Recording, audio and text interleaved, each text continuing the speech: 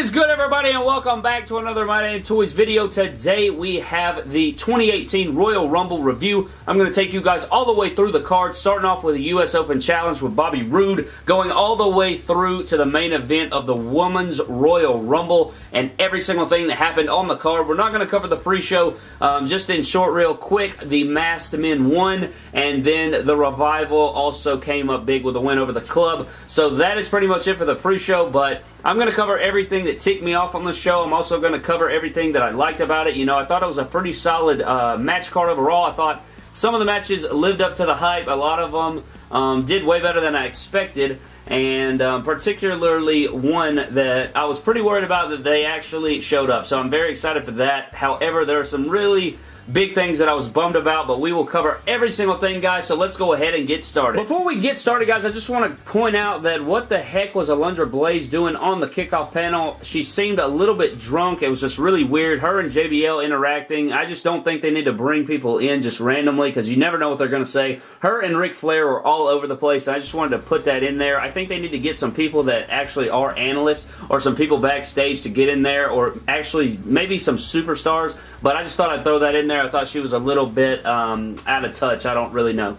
Starting things off, guys, we had the US Open Challenge with Bobby Roode, and I thought this was pretty pointless. I guess the only reason they did this was to give Bobby Roode some shine on pay-per-view, and of course, a lot of people thought that Dolph Ziggler was going to answer the challenge, and I was going to be really freaking pissed off if he was going to answer that challenge. But of course, I was right. I thought it would be one of two men. I thought it would be Jinder or this man right here, Mojo Rawley. He did answer the thing, and I thought Bobby Roode was looking good in his glorious gray and blue wrestling gear. He was looking really nice. Match was your typical SmackDown Live match. Didn't have a good finish. The glorious DDT looked kind of botched. I think it was Mojo's fault. Bobby ended up retaining. I did agree with this.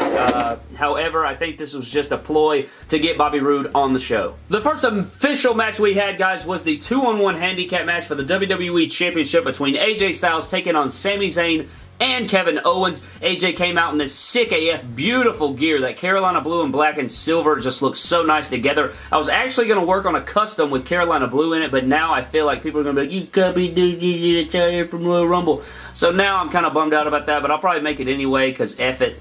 But I like the way the match started. It was kind of slow at first, but Zayn and KO with their heel antics and, you know, tagging back and forth really built up the hype for this match. Kevin Owens going around AJ Styles I thought was hilarious, just proving you know, again and again, why Kevin Owens is one of the best in the world at what he does, just always knowing what to do in certain situations. Really cool moment in the match was AJ Styles was in the corner. Kevin Owens used his momentum to launch him across the ring, and in that moment, he caught Sami in a Hurricane Rana, so it was like he caught him in the legs and flipped him over. It was a really, really cool spot. Also, another spot is where AJ was on the apron. He got hit with a super kick because the ref was distracted. And then it sent him into a Blue Thunder Bomb, which I thought was awesome. AJ was freaking smashing Sami Zayn with those freaking forearm shots, man. I really like that. You could hear the thud every single time. The end of the match came when the ref thought that Zayn tagged KO. Zayn got thrown out of the ring. KO goes for a pop-up powerbomb into a sick roll-up from AJ, and AJ ends up retaining the championship. Sort of a, you know, confusing finish there, and I think they're going to continue this rivalry. Not sure exactly where it's going to go from here, but I definitely will see Sami and KO causing more problems on SmackDown Live, I'm sure, for Shane McMahon. After this, I thought that it was a pretty good match overall. I liked the match a lot. It was a great way to open it. Three of the best workers in the company, hands down. KO and Sami were backstage after the match with Shane McMahon, you know, begging for a review of the tape. Kevin Owens doesn't want to be screwed by another ref. He asked Shane if he saw it, and he just simply replied, yep, obviously referring to the yep movement, leaving it on a cliff right there. I thought this was a great way to open the show, but AJ did retain. Up next, we had the SmackDown Live Tag Team title match between the Benjables taking on the Usos in the 2 out of 3 falls match. You know, the Usos came out in their fresh white freaking attires, looking nice.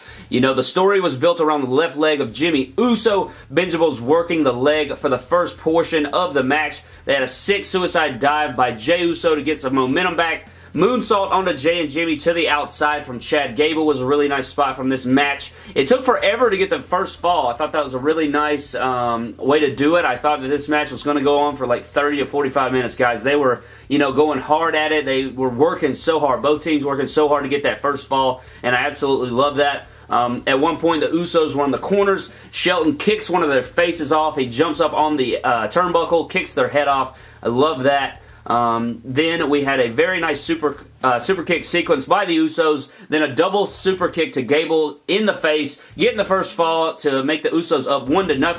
There was a sick double move by the Benjables. It looked like Jimmy hit his head on the floor at one point when they did the double move to the outside. I thought for sure he was out or something. He looked really terrible. It looked like it bounced right off the mat. So that looked pretty nasty. But then the finish came when one of the Usos, I think it was Jay, rolled up Benjamin. Chad Gable's on the turnbuckle. I thought Chad Gable was going to jump off onto the Usos to, break up the pin. He did not, and they just win 2-0 with a roll-up. And I thought the match was incredible up till that point.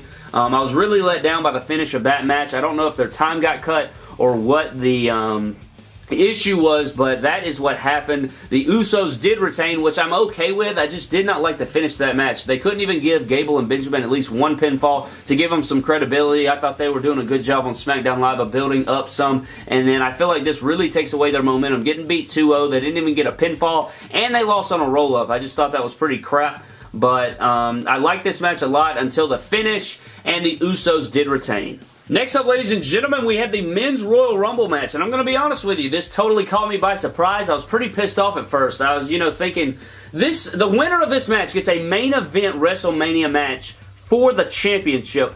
I don't get how any other match is bigger than this. I don't know, it just blew my mind. I thought that was a tradition. I thought that the main event had to be the Royal Rumble. Apparently, I was wrong. I thought that the Universal Championship was going to go last after that. But I was wrong on that as well, and we will get to that in just a few moments. But starting out the Royal Rumble, guys, we had Rusev Day coming to the ring first. Aiden English comes out, makes a prominent entrance for Rusev.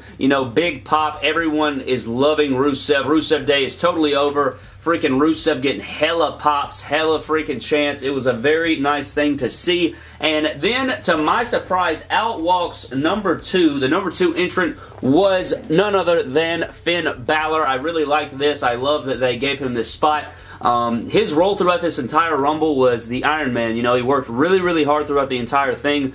And I think that his gear was sick. He was rocking this Deadpool colorway. It had red and black, but it wasn't like a bright red. It was like a dull, darkish red. Not like his NXT red. It was looking really nice. I really liked this attire. Had BC on it and everything. They go at it for a few minutes. Then out comes number 3. We had Rhino, and I think this was just to get that cheap pop, to get that ECW pop. They were chanting ECW in the crowd, so that is probably the reasoning behind this. They went out for a few minutes as well. I thought for sure that Rhino would probably be cleaned up pretty quickly, but he did not get put out as fast as I thought he would. Then out came at number 4 was Trash Corbin, and he was looking strong at first, taking out everybody. And then the best thing in the world that could have happened, Finn Balor eliminates Trash Corbin. Corbin goes to the outside, he lays out Finn Balor and Rusev together. And that was pretty much that. He takes them out. And then number 5 is announced. Number 5 walks down the ramp, and it is none other than Heath Slater. So Heath Slater comes out on the stage, and Baron Corbin freaking clotheslines the piss out of him because he's eliminated, so he's pissed off and stuff. So Baron Corbin lay waste. He's all down. So everybody's down, and then the buzzer hits, and out comes Elias Sampson. And he's playing his guitar and stuff, and he plays his guitar for a little while, and then out comes our first surprise of the night, number 7. It was the NXT champion himself, Cien Almas, makes his way to the ring, and he had a great showing. I think that Cien Almas really balled out, really looked nice, really represented NXT the way I think that it should, and I forgot to comment on it, but Slater was wearing some Benoit looking tights. He had red tights on, and they had these rips in it that really looked like Chris Benoit's tights. Obviously not exactly, but it was very Benoit-like. It had the Benoit touches to it.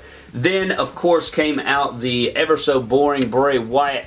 Bray Wyatt did come in strong, though. He was looking strong to start off his thing. Crowd was losing it for Rusev Day, chanting the piss out of Rusev Day. Just could not give up on Rusev Day. Number 9 comes out, and we got Big E. Big E comes out to the ring, and he is feeding pancakes to Heath Slater, and that was a pretty funny moment in the ring there. Out comes number 10, and number 10 was, of course, Tye Dillinger. However, as Tye Dillinger's music hits, he is not approaching the ring. So as he's not approaching the ring, a camera goes to the backstage, and who do you know? It is Kevin Owens and Tye Dillinger just beating the stew out of him, and we got figures falling everywhere. But Sami Zayn and Kevin Owens lay waste to Tye Dillinger, and I think Kevin Owens was going to take his spot, and then, you know, Sami's like, no, bro, I got it. So that is what happened there. So Sami Zayn makes his way to the ring for the number 10 spot, which I thought was pretty weird. It kind of looked like Kevin Owens had a grimace on his face there, so he was probably, you know, pissed off. I don't know if that's going to build to something later on. The buzzer goes off, and number 11 is Sheamus. Sheamus comes down to the ring, but he is quickly eliminated by Heath Slater. Very, very crazy.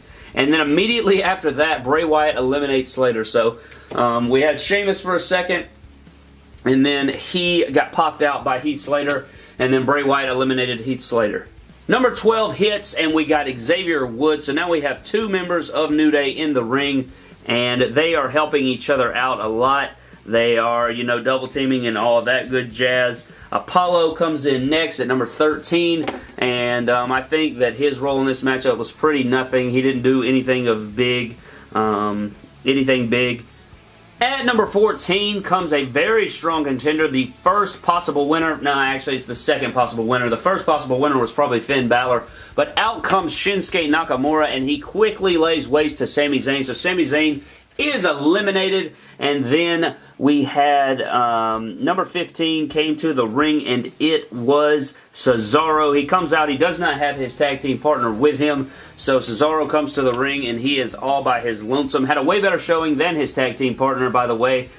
So Cesaro comes to the ring. He almost eliminates Finn. CN comes to his aid, and then number 16 comes out, and it is none other than Kofi Kingston. So we have the entire New Day in the match now. Number 17 rolls around, and it is Jinder Mahal. But before that happens, I believe that Cesaro went ahead and eliminated Xavier Woods. No, actually he eliminated Apollo Crews. So Apollo Crews is eliminated by Cesaro. And then Jinder Mahal comes down and eliminates Xavier Woods. So Jinder Mahal is getting all kinds of heat. And then he continues that and eliminates Big E. And then Seth Rollins makes his way to the ring. And Seth Rollins was wearing these just, oh my goodness, guys. He was wearing this just horrendous pair of pants. He was wearing these tights that had like flames on them. And they looked like a freaking Creator wrestler on 2K. They did not look very good. I think it would have looked a lot better if they were like airbrushed, like real flames on there. But then we had some...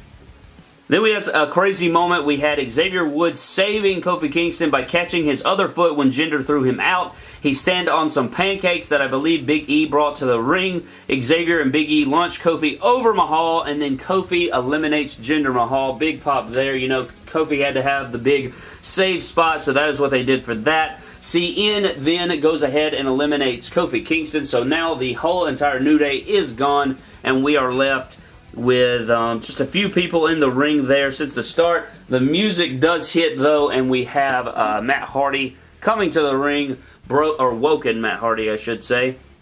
And together, Matt Hardy and Bray Wyatt work together for some reason and eliminate Rusev. Huge boos roar throughout the arena. I did not see that coming at all. I didn't really understand why that happened. We'll probably see them at WrestleMania, even though we saw them on Raw 25. After that happened, Matt Hardy and Bray Wyatt go on to eliminate each other, which I thought was pretty weird. And then the freaking buzzer hits, and out comes John Cena. And he's looking strong, you know, coming in, freaking just cleaning house. He didn't throw anybody out, though, but he was looking strong when he finally came in. And he eliminated Elias, obviously, but he got jumped. Everybody turned around, and everybody was eyeing him, and then they all just gang up on him and just stomp him to the ground. Big pops. Everybody was loving it. And then we had a huge surprise entrant. Out walks the Hurricane Shane Helms. I loved this moment. I thought this was a great moment for Shane Helms. I hope that they bring him in full-time for that Cruiserweight division. I would love to see that. I thought that, you know, he was going to have a strong outing, but, you know, John Cena just lays waste to him really, really fast. I did not like that at all. Hopefully we do get to see him on TV.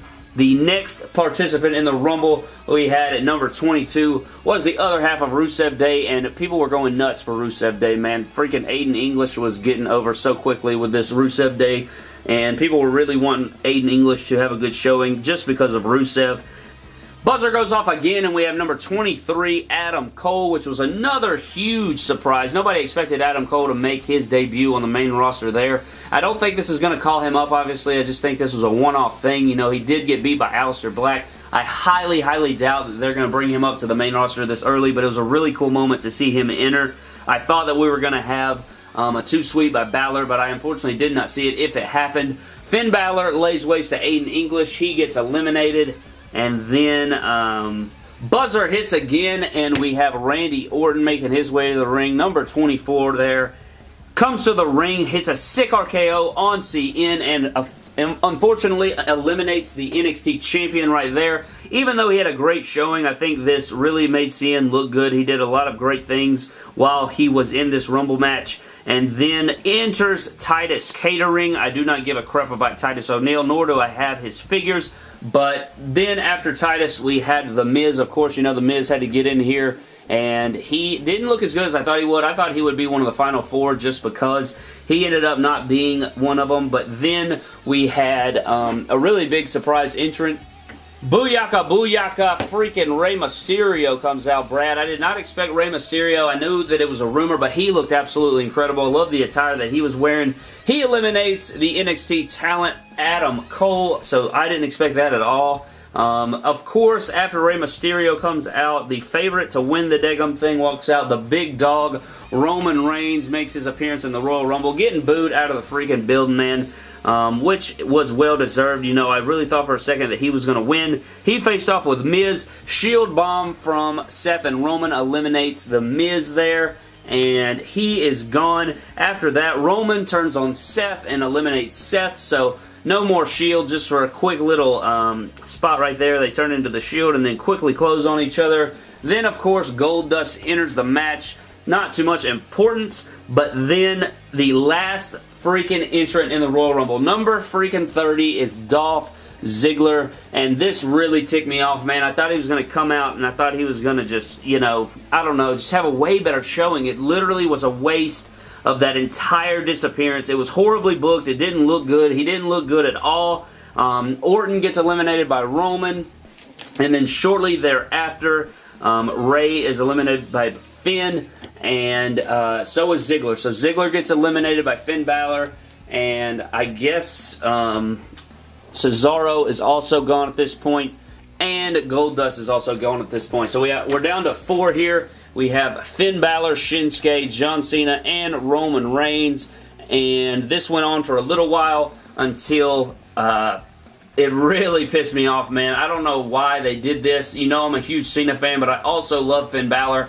And for some reason, they had John Cena eliminate Finn Balor, and I thought that was totally uncalled for. I did not like that at all. I don't know why they did that. But then Nakamura goes on to eliminate Cena. So we are down to 2 here. We have Nakamura and the big dog Roman Reigns. And they're going back and forth, you know, and eventually, of course, Nakamura does win the match, and we are going to be getting Nakamura versus AJ Styles. After the match, he has an interview with Renee Young, and he declares that he will be taking on AJ Styles. Again, in this match, man, I was just very disappointed with the way Dolph Ziggler was handled. I think the entire disappearance angle was totally wasted. If you were going to do that and have him come back at number 30 in the Rumble, he should have either looked really, really good and not won, or won the daggum thing. And it was just, man. I was hyped throughout the whole thing waiting on Dolph, and then they totally ruined it with a terribly booked angle, and I was just, man, I guess it's cool that Nakamura won. I guess it's better than Roman Reigns, but we are going to be having an epic match between Nakamura and AJ Styles. I apologize in advance if that last segment was all over the place, guys. I was trying to read my notes while going through the entrance, and I had to scroll back and forth, so if it was sloppy, I do apologize. I tried to get as much of the match that was interesting as possible. But up next, we had the Raw Tag Team Championship match between The Bar taking on Seth Rollins and Jason Jordan. And the crowd was obviously dead for this match. I was dead for this match. Obviously, this was the come-down match. Jason couldn't go because of his head. This is ultimately the finish right here. Jason couldn't go because of his head injury. Seth gets double team. Bar wins, and we have new Raw Tag Team Champions. And I guess this is leading to Seth Rollins versus Jason Jordan. And the trouble is, that would be probably a great match. I just don't know if people are going to care about it because of Jason Jordan's bluntness.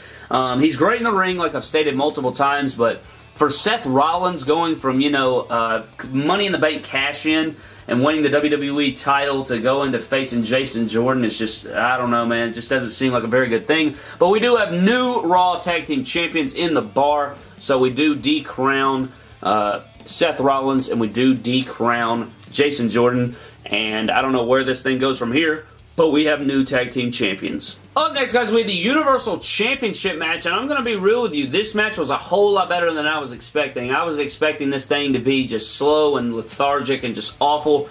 But they were fighting for real out there, man. This was a freaking UFC fight. We had freaking Braun and Brock were just hitting each other for real. It all started when Braun hit Brock with a shotgun dropkick, and apparently, Brock did not like that because he got up and he popped Braun for real, man. He hit him square in the freaking temple with a jab, and it was such a stiff shot that I was totally shocked that Braun didn't take it out on him. I thought that we were going to have a real fight break out and nothing was going to be done because who can separate Brock and Braun from each other? But I loved it, man. It was so intense. Brock got hit in the face with a knee by Braun. That pissed him off. I believe Kevin Dunn had to mute Brock because he was cursing at Braun, letting him know, hey, bro, you better chill out before you get waxed for real. Suplex City to Braun. Braun power slams Brock through a table. Kane very weakenly breaks Braun through a table in the corner. It was very weak looking. He like baby shoves him into it. The weight of Braun Strowman broke the table. It was not the force of the push there.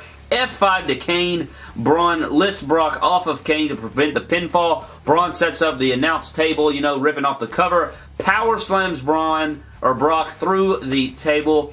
Then, actually, no, that's not what happened. He was going to power slam him, but Brock reversed it into an F5. Crashes Strowman through the announce table. Brock proceeds then to tump the announce table onto Strowman. Kane goes for a chokeslam on Lesnar through another announce table, but Lesnar reverses that and F5s Kane onto the table. It doesn't even break, but it does collapse. Braun ends up getting up, kicks Brock, and it looks like his skull bounced off the steel steps. It was kind of scary for just a split second. It really looked like he hit his head. Then he threw him back into the ring. 2 power slams. I really thought that Braun was going to win it right here after he power slammed him that second time. But, of course, Kane gets in there, hits Braun with a chair. Brock hits Kane with an F5 and wins the matchup. Typical matchup there for Brock to win going into the Elimination Chamber. Not sure where they go from here. Maybe they'll do an Elimination Chamber to see who fights Brock. I doubt he defends the title in the Chamber, but I'm sure, as you know, the big dog will come out victorious. But this match was a whole lot better than I expected. Very hard-hitting, and I enjoyed most of the match, especially the beginning, man, when I thought they were going to break out for real. That stiff shot to Braun Strowman's temple was very scary, looked very real, and it was just very, very intense overall. Very impressed with what I was going into this match expecting. And last but not least, ladies and gentlemen, we main evented the night with the first ever Women's Royal Rumble, and I was a little bit annoyed by this. I just feel that it's not genuine. I feel that it's forced. I feel like this is a ploy by the WWE just to get their, you know, political agenda and their feminist movement and like all this crap pushed to the forefront, and I don't think this was genuine at all. I just feel like it was just totally pushed. You know, you had Lita coming out there with her trending hashtag on there, trying to stir up controversy. I don't know, but I just thought I'd get that out there. Of course, we had Stephanie McMahon, Charlotte, and Alexa Bliss at ringside for this thing.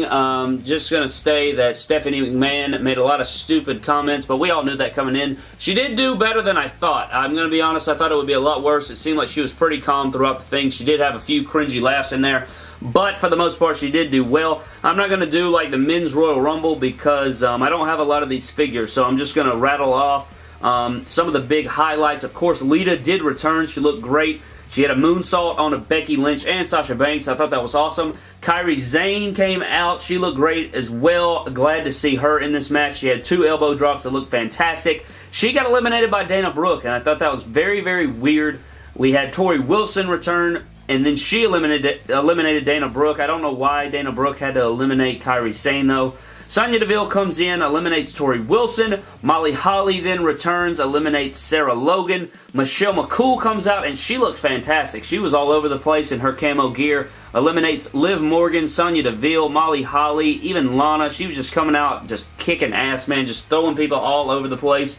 Then in came Ruby Riott, and she looked good as well. Vicky Guerrero comes out, and she's just spewing that excuse me trash all over the place. She gets eliminated by Sasha, Becky, Michelle, and Ruby. Then, of course, Miss Money in the Bank enters Carmella. I thought it would have been cool if she just came in and cashed in or something like that. I thought that would have been cool if that happened, just to make this thing epic. Of course, that did not happen, but Vicky smashed Carmella with the briefcase in the head.